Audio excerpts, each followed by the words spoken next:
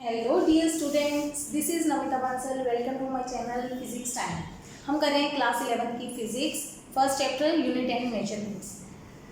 Last lecture में हमने किया था एरर एनालिसिस, उसके बाद करवाया था मैंने प्रोपगेशन ऑफ एरर, मतलब हर कैलकुलेशन में एरर कैसे बढ़ती जाएगी। तो हमारे ये रूल्स मैंने यहाँ पे ऑलरेडी लिख दिए हैं, जो स्टूडेंट आज से वीडियो देख रहे हैं उनके लिए, कि अगर आपके पास x sum of the quantities है तब एरर ऐड होती है।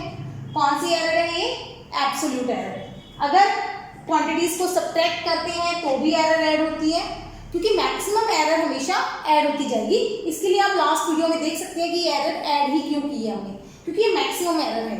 ठीक है, अगर दो क्वांटिटीज को मल्टीप्लाई करते हैं तो भी एरर ऐड होती है, लेकिन तब कौन सी एरर आ जाती है?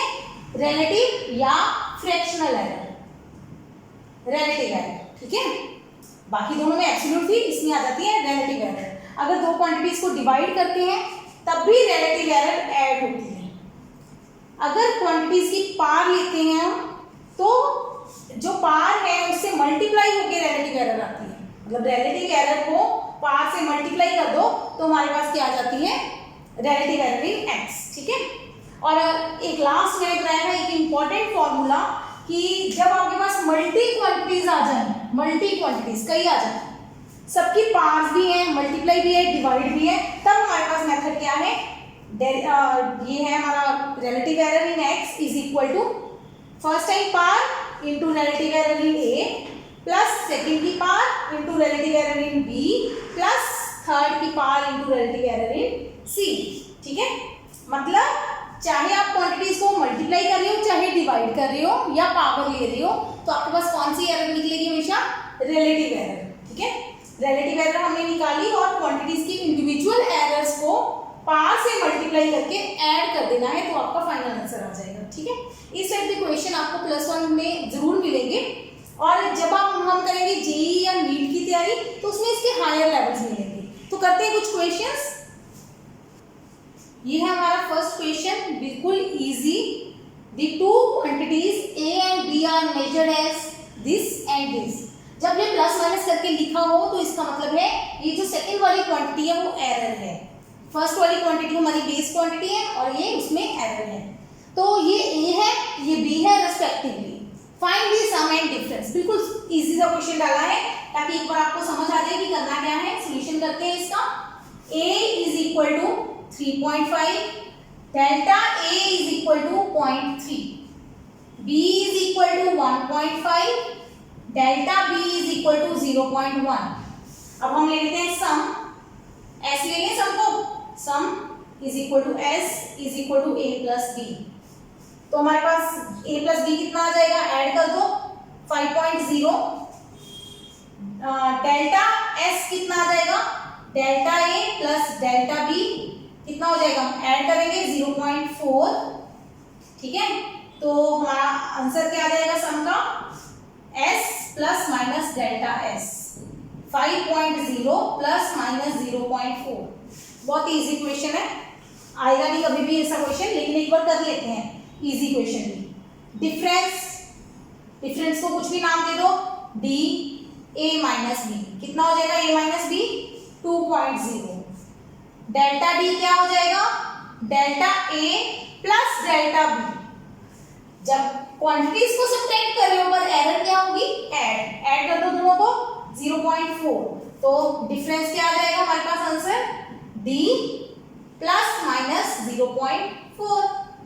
ठीक है, एक चीज ध्यान रखना, यूनिट्स ऐड कर रहे हो, दोनों सेंटीमीटर में लिया था मैंने, तो आंसर भी आपका सेंटीमीटर में आएगा। अगर यूनिट्स दिए हैं तो आंसर में लिखने हैं, अगर यूनिट्स नहीं दिए तो आंसर में नहीं लिखने। ठीक है, चलो नेक्स्ट पर चलते हैं। चलिए, फर्स्ट क्वेश्चन को ही मैंने चेंज कर दिया।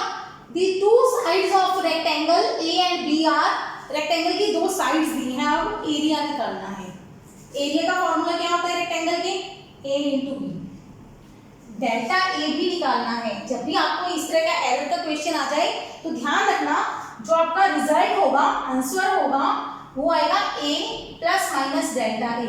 मतलब हमें डेल्टा ए चाहिए, लेकिन क्वांटिटीज को क्या कर रहे हैं? मल्टीप्लाई। क्वांटिटीज को जब आप मल्टीप्लाई करते हैं तो कभी भी आपके पास डेल्टा ए नहीं निकलता, आपके पास क्या आता है, रिलेटिव। आपके पास मल्टीप्लिकेशन में हमारे पास क्या आएगा, हमेशा रिलेटिव। तो delta A by A will be equal to delta A by A plus delta B by B. तो सिंपल है, प्रोडक्ट कर रहे हैं क्वांटिटीज को, रिलेटिव एरर ऐड होगी। एरर हमेशा ऐड होती है, ऐड या सम या डिफरेंस में सिंपल एब्सोल्यूट एरर ऐड होती है, मल्टीप्लिकेशन या डिवीजन में रिलेटिव एरर ऐड होती है, बस ये ध्यान रखना है। तो एरिया सिंपल है 3.5 मल्टीप्लाई 1.5 कर लो इसको, 3.5 multiply 1.5 comes out to be 5.25, ध्यान देना, centimetre square. Answer significant figures, इसमें कितनी सिग्निफिकेंट फिगर्स हैं, 2, इसमें कितनी है, 2, तो आंसर में भी कितनी चाहिए, 2 सिग्निफिकेंट फिगर्स। हमें 2 सिग्निफिकेंट फिगर रखनी है, तीसरा डिजिट हमें नहीं चाहिए, राउंड ऑफ करेंगे 5 आ गया। 5 पे कौन सा रूल लगता है, ऑड इवन का, ये नंबर क्या है, इवन, तो छोड़ देंगे इसको 5.2 सेंटीमीटर स्क्वायर। अगर ये ऑड होता 5.3 होता तो 5.4 बन जाता, समझ आई। चलो ये इसकी आप सिग्निफिकेंट फिगर्स वाली वीडियो देखो, उसमें समझ आ जाएगा आपको। अब यहाँ से निकालते हैं delta A by A is equal to delta A small है 0.3 by area A 3.5 plus 0.1 divided by 1.5। Solve कर लेते हैं इसको। इसको सॉल्व कैसे करेंगे, एलसीएम 3.5 इंटू 1.5, ऊपर मल्टीप्लाई करेंगे 1.5 और 3 को मल्टीप्लाई करेंगे 4.5 नहीं 0.45 प्लस 0.35, तो ये बना 0.8 डिवाइडेड बाय, नीचे वाला मैंने अभी इसको कुछ नहीं करा, नीचे वाला हमें पता है दोनों की प्रोडक्ट कितनी बनेगी 5.25। जब आप कैलकुलेशन कर रहे हो ना, ये ध्यान रखना, जब तक आपका रिजल्ट नहीं आता आपने राउंड ऑफ नहीं करना, राउंड ऑफ एंड वाले स्टेप में करना है, उससे पहले कोई राउंड ऑफ का रूल नहीं निभाना। तो चलो डेल्टा ए क्या हो जाएगा, 0.8 डिवाइडेड बाय 5.25 इनटू एरिया। एक पॉइंट और, मैंने यहाँ पे इनको मल्टीप्लाई कर दिया पर डिवाइड नहीं किया, क्यों, क्योंकि एरिया ये ए जो इधर आके मल्टीप्लाई होगा वो सेम ही होगा, दोनों आपस में कट जाएंगे, ये हमेशा ही कटेगा 0.8 सेंटीमीटर स्क्वायर। ठीक है, तो आंसर आ गया हमारा 5.2 प्लस माइनस 0.8 सेंटीमीटर स्क्वायर। ध्यान रखना, जितने ए में डेसिमल्स आएंगे, ऐड सब्ट्रैक्ट कर रहे हो तो इधर भी उतने ही डेसिमल तक आंसर रखना है। अगर ज्यादा डेसिमल्स आते तो हम उसको राउंड ऑफ कर देते, ठीक है, क्योंकि ऐड सब्ट्रैक्ट कर रहे हो तो राउंड ऑफ का प्लस डेसिमल्स का रूल लगेगा। ठीक, अंडरस्टैंड। तो ये हो गया एक क्वेश्चन, नेक्स्ट पे चलते हैं।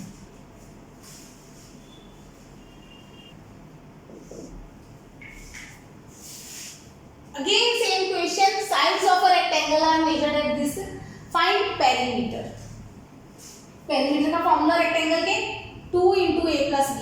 आप कहेंगे क्वेश्चन कितने करवाई जाओगे, इस टाइप के क्वेश्चन ज्यादा नहीं करवाऊंगी, उसके बाद हम हायर लेवल पे जाएंगे।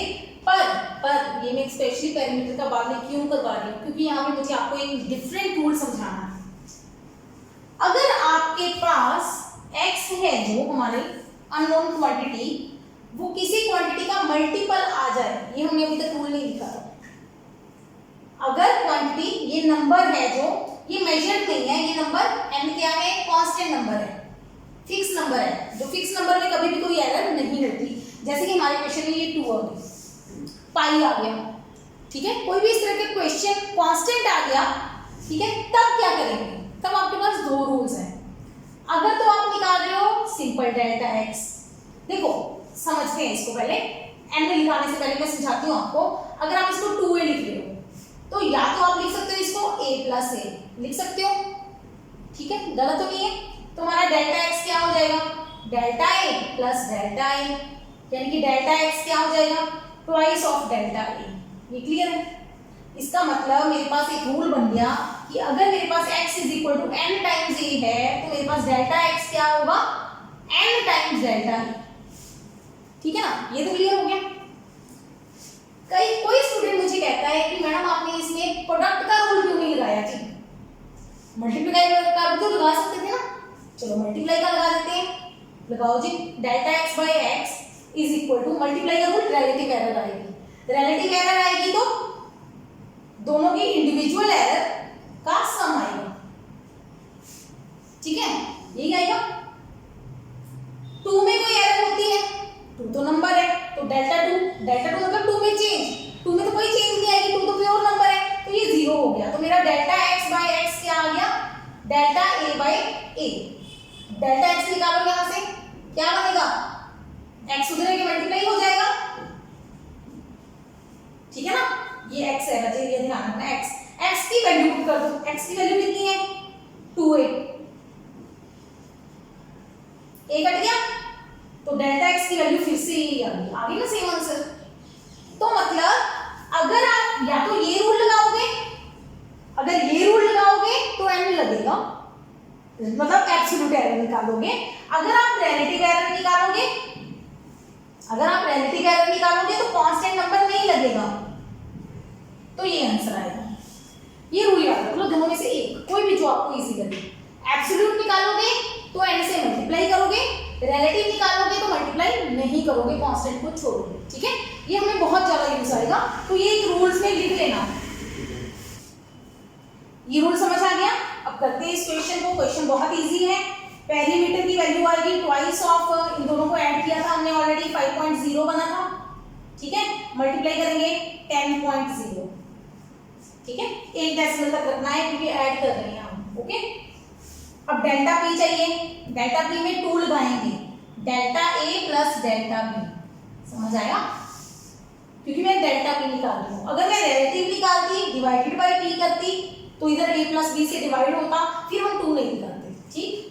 चलो, हमें तो एब्सोल्यूट से मतलब है, क्योंकि हमें आंसर एब्सोल्यूट में चाहिए। 0.1 ऐड करोगे तो 0.8 बन जाएगा, तो हमारा आंसर आ गया perimeter is equal to 10.0 plus minus 0.8 centimetre. ये नहीं भूलना, बस पेरीमीटर सेंटीमीटर्स में होता है, ठीक है, क्लियर हो गया। नोट करो इसको, आगे चलते हैं।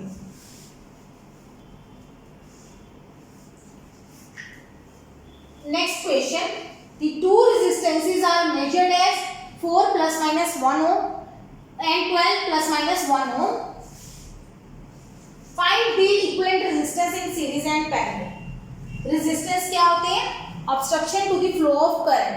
10th चैप्टर में, 10th क्लास में आपने पढ़ा होगा कि करंट जब पास कर रहा है किसी वायर से, तो उसको मतलब वायर के मॉलिक्यूल्स या एटम्स उसको रोकने की कोशिश करते हैं, ठीक है, करंट के फ्लो को। उस ऑब्स्ट्रक्शन को हम क्या कहते हैं, रेजिस्टेंस। प्लस 2 में डिटेल में आएगा, अभी हमें इसका फॉर्मूला चाहिए। सीरीज, जब 2 रेजिस्टेंस ऐसे बनाए होंगे आपने, 1 और 2 सीरीज में लगा दिया, R1 R2, तो रेजिस्टेंस क्या हो जाता है, R1 प्लस R2, ठीक है।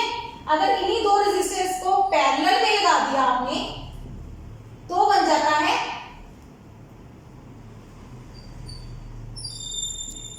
तो हमारा फॉर्मूला क्या होता है, 1 by R P is equal to 1 by R1 plus 1 by R2, ठीक, ये 2 हो गए। अब करते हैं सॉल्यूशन, इजी है। हमारे पास R1 कितना है 4, R2 कितना है 12, डेल्टा R1 कितना है 1, डेल्टा R2 कितना है 1, ये तो ठीक है। आगे चलते हैं। अब हमें चाहिए सीरीज। सीरीज क्या होगा, R1 प्लस R2, बहुत इजी है, 4 प्लस 12 16। डेल्टा RS क्या हो गया, delta R1 plus delta R2, है ना, एडिशन में सिंपल रूल, 1 और 1 2, तो हमारा RS क्या आ गया 16 प्लस माइनस 2, ये तो इजी था, ठीक है ना, सीरीज वाला। तो फर्स्ट पार्ट ए, बी कौन सा है 10। अब इसको कैसे सॉल्व करेंगे, हमारे पास फॉर्मूला है 1 by R P is equal to 1 by R1 plus 1 by R2। इसमें 2 रूल्स लग, इसमें एक रूल लग सकता है डेरिवेटिव का। डेरिवेटिव मैथ्स का टॉपिक है, बेसिक मैथमेटिक्स की वीडियो में इसके लेक्चर मिल जाएंगे आपको। डेरिवेटिव क्या लेंगे हम, इसका डेरिवेटिव ले लो। डेरिवेटिव क्या बनेगा, minus 1 by R P square into D R P is equal to, derivative ले रही हूँ, 1 बाई आर का derivative minus 1 by R square into derivative of R D R P is equal to minus 1 by R one square D R one minus 1 by R two square D R two. एक rule तो ये, ठीक है। इस तरीके से D मतलब derivative change ही होता है, डेरिवेटिव का मतलब, तो यहाँ पे डेल्टा भी लिख सकते हैं हम। चलो एक रूल तो ये है, ये तो कर ही सकते हो आप। अब डेल्टा आर वन भी पता है, आर वन भी पता है, ये सारी वैल्यूज पता है, तो डेल्टा आर पी निकल जाएगा। हम मैं ये रूल नहीं करवा रही आपको भी, डेरिवेटिव का रूल नहीं, हम दूसरे मेथड से करते हैं। दूसरे मेथड से पहले इसको सॉल्व कर दो। क्या बनेगा, R one R two plus R one, तो आर पी उल्टा करके निकल जाएगा, R one R two divided by R one plus R two. ये चीज समझ आ गई। ये हमारा फॉर्मूला जो हम ज्यादा यूज करेंगे। रेजिस्टेंस इन पैरेलल का सम रिजल्ट क्या होता है, इक्विवेलेंट रेजिस्टेंस प्रोडक्ट बाय सम, ऊपर मल्टीप्लाई नीचे सम। ये सिर्फ दो रेजिस्टेंस के लिए वैलिड है, तीन के लिए नहीं करना, ये ध्यान रखना। तीन रेजिस्टेंस के लिए ये रूल नहीं आएगा, वो डिफरेंट आएगा। दो रेजिस्टेंस के लिए पैरेलल में लगाने पे आंसर क्या आता है, प्रोडक्ट बाय सम, ठीक है। अब हमें चाहिए डेल्टा आर, ये पहले वाला मिटा देती हूँ। चलो सीरीज वाला तो हो चुका ना, अब पैरेलल वाले पे कॉन्सेंट्रेट करते हैं, ध्यान देना। मुझे चाहिए डेल्टा आर पी। अब एक चीज देखो, मेरे पास इसमें क्या है, पावर रूल लग जाएगा, नहीं मल्टीप्लीकेशन और डिवीजन रूल लग जाएगा, ठीक है। मल्टीप्लीकेशन और डिवीजन में कौन सा रूल लगता है, फ्रैक्शनल एरर का। एक और चीज, इसमें सम भी आ रहा है नीचे, सम में कौन सा रूल लगता है, एब्सोल्यूट एरर का। तो अब कौन सा लगाएं, हम एक काम करते हैं, मैं आर पी पहले आपको लिख के देती हूँ। मैं आर पी को लिख रही हूँ R one R two divided by R. जो आर है मेरा वो R one plus R two कोई नंबर है। चलो यहाँ पे मुझे पता है ना, आर मेरा आर एस है, R one plus R two, तो आर एस भी लिख सकती हूँ, अगर इसमें आर लिख देती हूँ तो मेरे पास डेल्टा आर पी क्या आएगा। अब तो ये तीनों क्या है, तीन नंबर्स है, तीन नंबर को मल्टीप्लाई या डिवाइड किया है हमने, तो हम कौन सा रूल लगा देंगे, फ्रैक्शनल एरर का rule. Fractional error in R P is equal to fractional error in R one plus fractional error in R two plus fractional error in R. ठीक हो गया, ये समझ आ रहा है। ये तो सिंपल रूल है ना, जो लास्ट हमारा रूल था पावर और मल्टीप्लिकेशन डिवीजन का कंबाइन। पावर तो इसमें सबकी वन है, तो वन से मल्टीप्लाई करेंगे तो कोई फर्क नहीं पड़ेगा, ये सिंपल फॉर्मूला आ गया, ठीक है। चलो अब आर डेल्टा आर वन कितना है मेरे पास, आर वन कितना है 4 1 12 डेल्टा आर। अब यहां से मुझे डेल्टा आर निकालना पड़ेगा, delta R one plus delta R two. Delta R one कितना है 1 1 और 1 2, तो ये बन गया 2 बाई आर। आर कितना है, दोनों को ऐड किया 12 और 4 16। समझ आया, गॉट इट। इस तरीके से हम इसका आंसर निकालेंगे। तो हमारे पास डेल्टा आर पी होगा, पहले आर पी भी निकालना था हमें, आर पी निकाल लेते हैं, यहाँ से इजी है, प्रोडक्ट हो गया 4 × 12 डिवाइडेड बाय सम 4 + 12 48/16, 3 आंसर आ गया। आर पी तो इजी है। अब इसको सॉल्व कर लेते हैं। 2 1s are 2 8s are 16 1/8, तो इसका एलसीएम आ जाएगा 4 8 12 का आ जाएगा 24, यस 6 2 3, 6 और 2 8 और 3 11, 11/24। तो डेल्टा आर पी आ जाएगा 11/24 इंटू 3, 3 से 8 are 24, 8 से डिवाइड करेंगे, 8 1s are 8 30, 8 3s are 24 60, 8 7s are 85। अब हमें आंसर कितने तक चाहिए, 1 सिग्निफिकेंट फिगर तक। आंसर कितने सिग्निफिकेंट फिगर तक चाहिए, 1 तक, क्योंकि हमारी कोई भी सिग्निफिकेंट फिगर 1 से ज्यादा नहीं है, ठीक है। एडिशन सब्ट्रैक्शन सबके रूल में डेसिमल आ ही नहीं रहा, तो हमें डेसिमल में आंसर नहीं चाहिए। तो 1.3 एक ही चाहिए। अब ये 3 है, 3 1 से छोटा है, तो इसका आंसर 1 आ जाएगा। 3 5 से छोटा है, तो 1 आंसर आ जाएगा। तो हमारे पास आरपी क्या आया, पैरेलल रेजिस्टेंस 3 ± 1। तो पैरेलल में भी जो एरर है वो हमारी 1 की एरर है, मतलब 3 ओम में 1 ओम की एरर हो सकती है। Got the point? ठीक है, कोई डाउट है इसमें? ये इसको रिवाइज करो अच्छे से। देखो 3 टर्म्स थी इसमें, पर तीसरी टर्म में सम था, तो मैंने क्या किया, तीसरी टर्म को बिल्कुल अलग कर दिया। ठीक है, उसको एक नया नाम दे दिया। ये रफ में कर लेना। अगर आप नीट या जेईई का पेपर दे रहे हो तो अब इतने लेंथी नहीं करके देखेंगे, तब हम शॉर्टकट अप्लाई करेंगे। ठीक है, करेंगे यही स्टेप्स, बट जल्दी जल्दी करके दिखाएंगे। तो इसकी एरर अलग से निकाल ली, उसको पुट कर दिया, सबकी एरर्स को ऐड कर दिया और आंसर आ जाएगा। ठीक, नोट करो इसको। आइए अब 5th क्वेश्चन देखते हैं। अब ये क्वेश्चन आ गए परसेंटेज एरर वाले। Error in measurement of radius of a cylinder is 2%। पहले लिख लेते हैं क्या है, रेडियस की परसेंटेज एरर, मतलब ये वाली चीज कितनी है, 2। हाइट की परसेंटेज एरर कितनी है, 3। ठीक है जी, इंटू 100 इज इक्वल टू 3। ये हमें दिया है, गिवन है। 5% एरर इन सरफेस एरिया, ये बताना पड़ेगा कौन सा सरफेस एरिया ले रहे हैं, कर्व्ड सरफेस एरिया। टोटल लेंगे तो थोड़ा सा आंसर डिफरेंट आएगा, कर वो भी करवा देती हूँ। पहले कर्व्ड सरफेस एरिया ले लेते हैं। कर्व्ड सरफेस एरिया फॉर्मूला लिखते हैं उसका, कितना होता है, 2 पाई RH। फिर हमें चाहिए वॉल्यूम, सिलेंडर का वॉल्यूम क्या होता है, पाई R²H। तो क्लियर है ना? फॉर्मूले याद करने पड़ेंगे, बेसिक फॉर्मूले ये सारे आप पुराने याद करके आओ। सिलेंडर, रेक्टेंगल, स्क्वायर, कोन, सबके वॉल्यूम, सरफेस एरिया, जो भी स्फीयर है उनकी याद कर दो। चलो अब हमें चाहिए, इसको S मान लेते हैं, हमें सरफेस एरिया की परसेंटेज एरर चाहिए। ध्यान देना, क्योंकि सरफेस एरिया प्रोडक्ट आ रही है, प्रोडक्ट में हम कौन सी एरर निकालते हैं, रिलेटिव एरर। रिलेटिव एरर निकालते हैं। जब भी आप रिलेटिव एरर निकालते हो तो कांस्टेंट का कोई मतलब नहीं है। ध्यान देना, पेरीमीटर की क्वेश्चन में हम सम निकाल रहे थे, सम में एब्सोल्यूट एरर निकाल रहे थे, तो मैंने 2 का फैक्टर लिखा था। लेकिन जब हम रिलेटिव एरर निकालेंगे तो 2 का कांस्टेंट नहीं चाहिए, हमें कांस्टेंट नहीं चाहिए।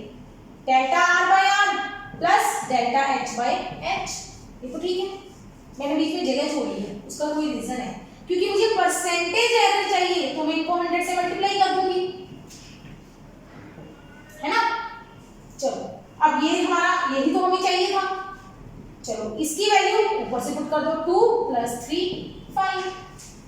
जब हमारे क्वेश्चन ऑब्जेक्टिव नीट में या जेईई में आएंगे, इतने सिंपल नहीं आएंगे हालांकि, चलो फिर भी अगर आप उस टाइप के करोगे तो सीधा ही S की सरफेस, मतलब S की परसेंटेज एरर चाहिए, 2 पाई कांस्टेंट है, R और H दोनों की एरर को जोड़ दो, 2 और 3 5 आंसर आ गया। वॉल्यूम में जाते हैं, delta V/V is equal to pi constant, relative निकाल रहे हैं, कांस्टेंट नहीं चाहिए। R² पार रूल लग जाएगा, 2 delta R/R plus delta H/H। Percentage चाहिए तो 100 से मल्टीप्लाई कर देंगे सबको।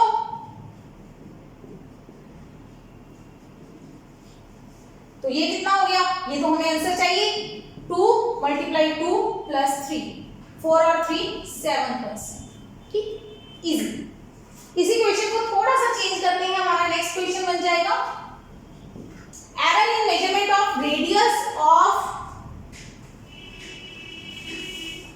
यहां पे कर लेते हैं स्फीयर इज 2%, स्फीयर का रेडियस 2% एरर है। Find error in volume and surface area. ठीक है, अब स्फीयर आ गया, स्फीयर में हाइट का कॉन्सेप्ट नहीं आएगा, 2%। चलो जी इसको चेंज कर दो। Formula, curve surface area sphere का कितना होता है, 4 पाई R²। ठीक है जी, ये मिट जाएगा। इसी क्वेश्चन को चेंज कर रही हूं। Again surface area delta S/S, relative error निकलेगी, 4 पाई कांस्टेंट छोड़ देंगे, 2 टाइम्स डेल्टा R/R, तो 2 × 2 4%। इजी। वॉल्यूम में क्या आ जाएगा, वॉल्यूम का फॉर्मूला क्या होता है स्फीयर के, 4/3 पाई R³। बस सिर्फ फॉर्मूला याद होना चाहिए, आंसर भी बहुत इजी है निकालने। 4/3 पाई कांस्टेंट छोड़ देंगे, 3R³ 3 times delta R/R × 100, 3 times 2 यानी कि 6%। ठीक हो गया, ठीक है। Next respectively. The time is noted by a stopwatch of least count 0.1 second. Find the time interval. Question में हो क्या रहा है समझा देते हैं थोड़ा सा। आपने एक बॉल गिराई, ठीक है, बॉल हवा में जा रही है।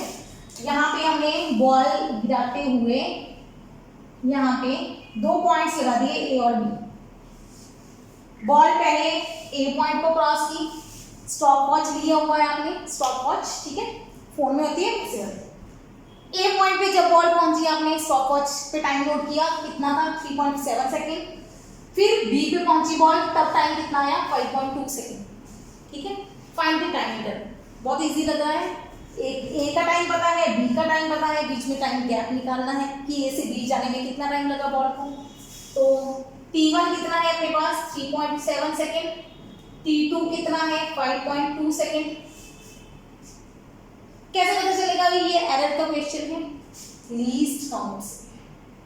ये डिफरेंट टाइप की एरर है, least count error. Least count क्या होता है? कोई भी इंस्ट्रूमेंट कितनी मिनिमम रीडिंग मेजर कर सकता है, जितनी मिनिमम रीडिंग वो मेजर करेगा उतनी ही उस रीडिंग में एरर आएगी। जितनी मिनिमम कोई रीडिंग मेजर करेगा इंस्ट्रूमेंट, उतनी ही उस रीडिंग में क्या आएगी हमारी एरर। समझ आ रहा है इस time? Least count vernier calliper वाली में मैंने डिटेल में एक्सप्लेन किया है, वहां से जाके देख लेना एक बार। पर इसमें है क्या, मिनिमम कितनी वैल्यू नोट कर सकता है, जितनी मिनिमम होगी उतनी ही एरर आएगी। इसका मतलब पहले टाइम में भी एरर कितनी है 0.1 सेकेंड, दूसरे में भी एरर कितनी है 0.1 सेकेंड। ये चीज समझ आ गई? क्वेश्चन हो गया, इजी है। हमें चाहिए टाइम इंटरवल, मान लो वो टी है, टी क्या होगा, टाइम इंटरवल का मतलब है दोनों का gap. T2 minus T1 5.2 minus 3.7 कितना आ गया माइनस करके 1.5 सेकेंड। फिर हमें डेल्टा टी चाहिए, क्या हो जाएगा delta T2 minus delta T1। नहीं, एरर हमेशा ऐड होती है, ठीक है, ये ध्यान रखना है। एरर को ऐड करना है, माइनस नहीं करना। 0.2 सेकेंड तो हमारा आंसर आ गया 1.5 प्लस माइनस सेकेंड कॉमन आ जाएगा, प्लस माइनस 0.2 सेकेंड। इजी।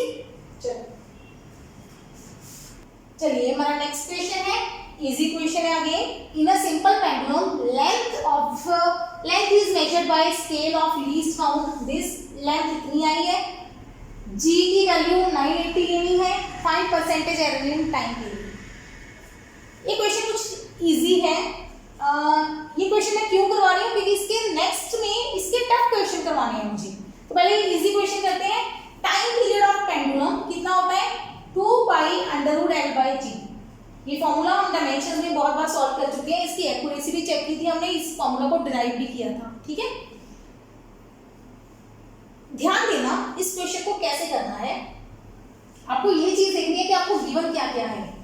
एक तो हमें दिया लेंथ कितनी आई है जी 50.0 सेंटीमीटर। एक दिया है length is measured by a scale of LC मतलब लीस्ट काउंट। स्केल का जितना लीस्ट काउंट होगा वही उसमें एरर आएगी, ठीक है। ये तो हो गया। जी की वैल्यू कितनी दी है 980 सेंटीमीटर पर सेकेंड स्केल। जी की वैल्यू फिक्स है, इसका मतलब हमारे पास अगर दिया है जी के तो डेल्टा जी 0 हो गया इस क्वेश्चन में। वैल्यू है, उन्होंने ये नहीं बताया वैल्यू मेजर की है, उन्हें कहा है वैल्यू है। बी केयरफुल, वैल्यू दी है या वैल्यू मेजर की है। मेजर किया तो उसमें एरर आएगी, अगर मेजर नहीं की तो उसमें एरर 0 आएगी, ठीक। Find percentage error in time period, बहुत इजी क्वेश्चन है। हमें टाइम पीरियड की परसेंटेज एरर चाहिए, मतलब हमें ये चाहिए। चलो ये तो ठीक है। अब यहाँ पे हमें क्या देखना है कि कौन सी चीज कांस्टेंट है, कौन सी वेरिएबल है, कौन प्रोडक्ट रूल लगेगा या डिवीजन रूल, कौन सा रूल लगेगा। तो यहाँ पे 2 पाई मेरे पास कांस्टेंट है, रिलेटिव एरर चाहिए, कांस्टेंट का कोई रोल नहीं है। इसको मैं लिख देती हूँ L की power half divided by G की पावर हाफ। कोई प्रॉब्लम तो नहीं है, अंडर रूट को मैंने लिख दिया। तो मेरे पास देखा जाए तो ये सारा फैक्टर ही कांस्टेंट आ गया, एक सारा फैक्टर कांस्टेंट आ गया, तो मेरे पास सिर्फ पावर रूल लगेगा delta L by L into 100। Percentage है तो दोनों तरफ 100 आ गया।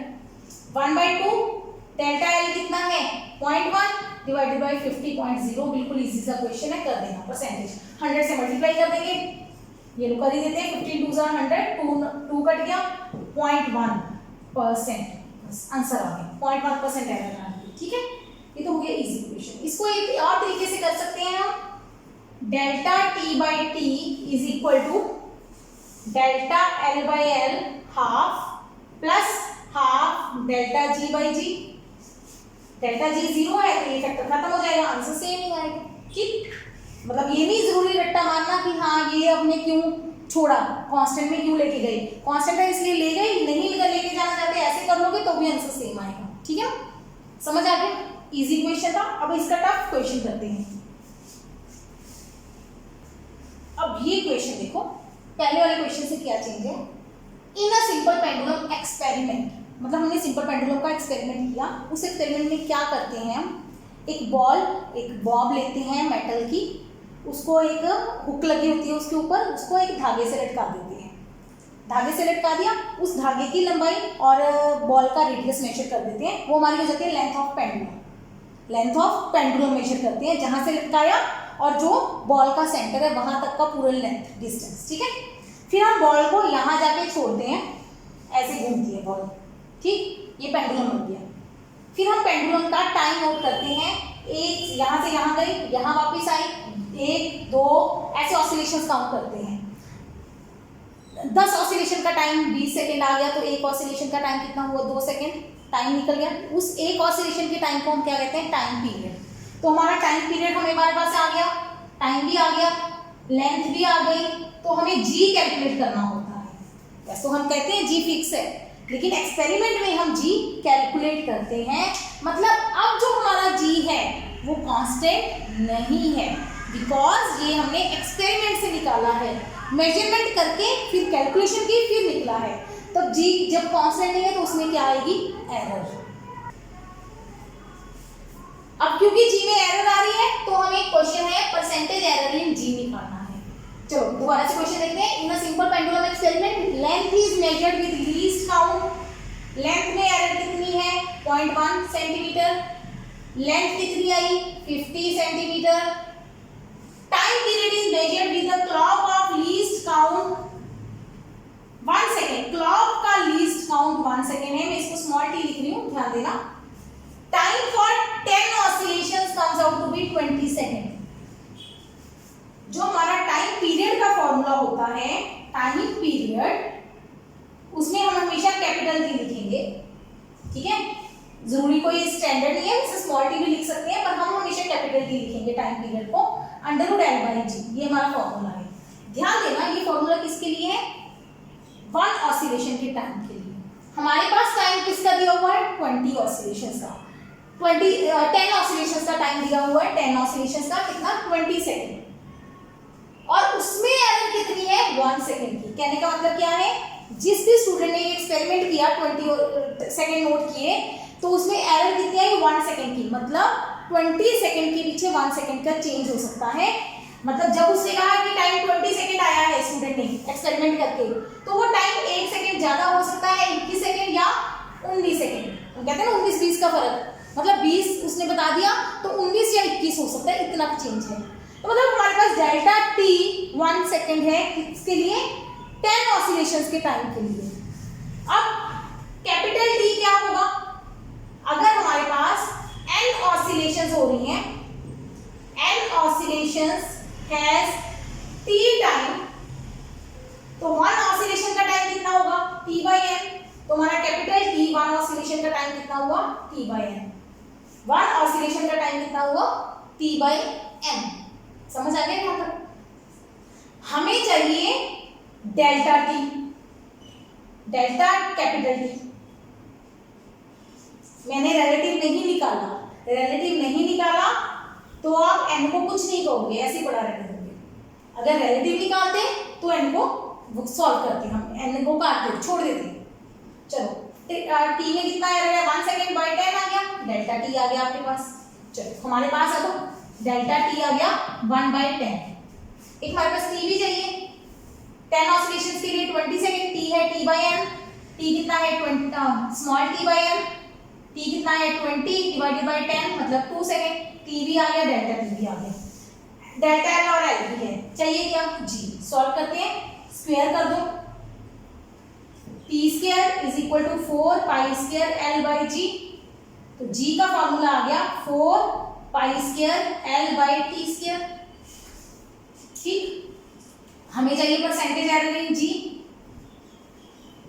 परसेंटेज एरर का फॉर्मूला, क्योंकि रिलेटिव ले रहे हैं तो कांस्टेंट नहीं लगाएंगे, छोड़ दो इसको, delta L by L plus T square है तो 2 times delta T by T. आया समझ, करो इसको, डेल्टा टी बाई टी हो, डेल्टा एल बाई एल हो गया 0.1 डिवाइडेड बाई 50, 100 से मल्टीप्लाई भी था तो 100 से मल्टीप्लाई भी कर देते हैं, 100 प्लस ट्वाइस डेल्टा टी मेरे पास आया है 0.1 डिवाइडेड बाई 2 इंटू 100, कर दोगे इसको सॉल्व, कितना बनेगा 0.2 प्लस 2 कैंसल, 100 से मल्टीप्लाई करेंगे 1/10 इंटू 100 10.2। ठीक है, तो इसका मतलब 10 डेल्टा परसेंटेज एरर इन जी कितनी आई हमारे पास 10.2%। गॉट द आंसर, समझ आ गया भी कैसे किया है। ध्यान रखना है कि ये जो हमें दिया है ये एरर किसमें दी है, ये एरर 10 ऑसिलेशंस के टाइम में दी है कि टाइम पीरियड में दी है। टाइम पीरियड हमने मेजर किया है पर क्लॉक का लीस्ट काउंट दिया है 1 सेकेंड, मतलब क्लॉक जितनी भी रीडिंग्स लेगा उसमें 1 सेकेंड की एरर आएगी, क्लॉक की एक्चुअल ऑब्जर्वेशन में। क्लॉक से आपने एक्चुअल में एक टाइम मतलब एक ऑसिलेशन का टाइम नहीं निकाला, आपने 10 ऑसिलेशंस का टाइम लिया है जो 20 सेकेंड आया है। ठीक है, तो 20 में 1 की एरर है, 10 ऑसिलेशंस में 1 की एरर है, तो एक ऑसिलेशन में कितने की एरर आएगी 1/10 की। ये बहुत इंपॉर्टेंट बात है। जैसे कि मैंने आपको जब भी एरर स्टार्ट किया था मैंने क्या कहा था, अगर हम वैल्यू निकालना चाहते हैं हम बहुत सारी ऑब्जर्वेशंस लेंगे, उनका एवरेज निकालेंगे। तो इसमें भी यही होता है, हम एक ऑसिलेशन का एग्जैक्ट टाइम नोट नहीं कर पाएंगे कभी भी। जब भी आप एक्सपेरिमेंट करोगे, आप बॉल यहाँ से छोड़ोगे वहां तक वापस आने में एक का टाइम नहीं नोट करेंगे हम, कम से कम 20, 25, इवन 100 ऑब्जर्वेशंस का टाइम नोट करेंगे। 100 का टाइम लेंगे तो एक का टाइम निकालने के लिए 100 से डिवाइड कर देंगे। आप करके देखोगे, अगर आप एक का टाइम नोट करोगे हर बार 1 ऑसिलेशन का सिंगल तो बहुत डिफरेंट आएगा। लेकिन अगर आप 100 का टाइम नोट करोगे, 100 ऑसिलेशन का एक बार में नोट कर लिया, दूसरी बार 100 ऑसिलेशन का टाइम नोट करो तो एक ऑसिलेशन के टाइम पीरियड में एरर कम आएगी। ठीक है, ये आप एक्सपेरिमेंट करके देखना। अब ये क्वेश्चन समझ आ गया किसमें से किया है हमने, टाइम पीरियड का फॉर्मूला लगाया, स्क्वायर किया, जी निकाला, जी की परसेंटेज एरर निकाल दी। बस सिर्फ ध्यान देने वाली बात क्या है कि हमें टाइम पीरियड की रेशो चाहिए, टाइम पीरियड की रिलेटिव एरर चाहिए, टाइम की रिलेटिव एरर नहीं चाहिए। बाय चांस, पर चांस है कि इस क्वेश्चन में अगर मैं डेल्टा टी बाई टी की जगह, डेल्टा टी बाई टी मेरे पास कितना आया है 1/10 डिवाइडेड बाई 2 मतलब 1/20, और अगर मैं small delta T by T निकालूं तो वो भी 1/20 है, 1/20। आंसर सेम आ रहा है, आंसर बिल्कुल सेम आएगा लेकिन इस क्वेश्चन में। लेकिन जब आपके क्वेश्चन को चेंज कर दिया जाए, करते हैं इस क्वेश्चन को थोड़ा सा चेंज करते हैं, 10th क्वेश्चन बना देते हैं। मान लो मैं कह दूं time period is measured with the clock of least count this